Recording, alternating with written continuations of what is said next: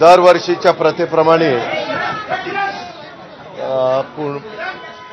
पुणे जिल्ह्याचे पालकमंत्री हे पुणे, सोलापूर, सातारा या 3 जिल्ह्यातून ज्ञानेश्वर माऊलींची, संतश्रेष्ठ तुकाराम महाराजांची पालखी त्या दरवर्षी जात असते आणि त्याचं प्रयाण 28 आणि 29 तारखेला अनुक्रमे देहू आणि आळंदीवरून ठरलेलं आहे।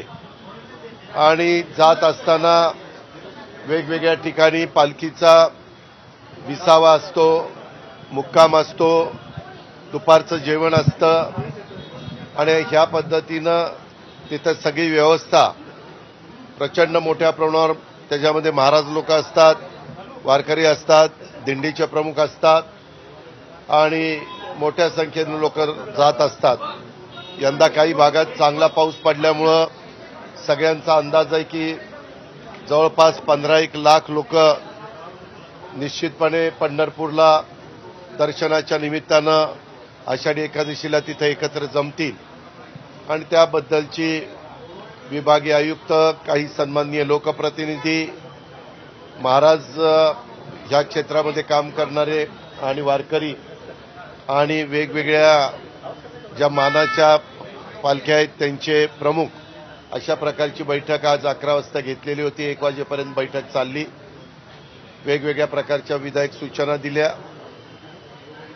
त्या सूचना आम्ही स्वीकारलेल्या आहेत। त्याच्याबद्दलची अंमलबजावणी करण्याच्या बद्दल त्या अधिकाऱ्यांना सांगितलेलं आहे।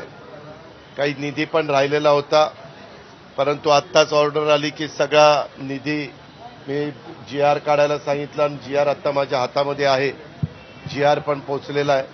अशा प्रकारची सगळी काळजी सुरक्षिततेची, स्वच्छतेची, मुक्कामाची, पिण्याच्या पाण्याची, ॲम्ब्युलन्सच्या संदर्भातली, फायर ब्रिगेडच्या संदर्भातली या संपूर्ण काळजी ही राज्य सरकारने त्या ठिकाणी घेतलेली आहे।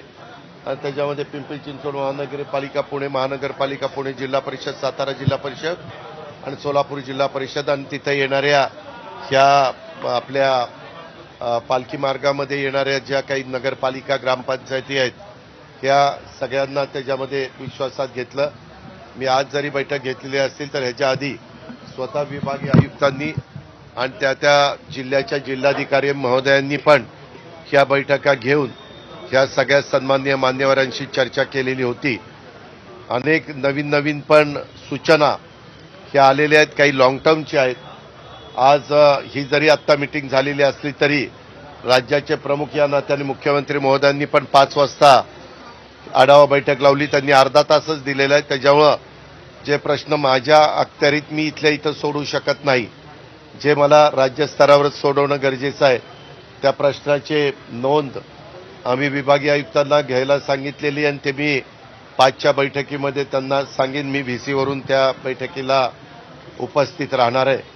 अशा पद्धतीनं ह्या आपल्या आषाढी एकादशी यात्रा, आषाढी वारी ह्याच्याबद्दल नियोजनाची बैठक आपण इथं पार पाडली।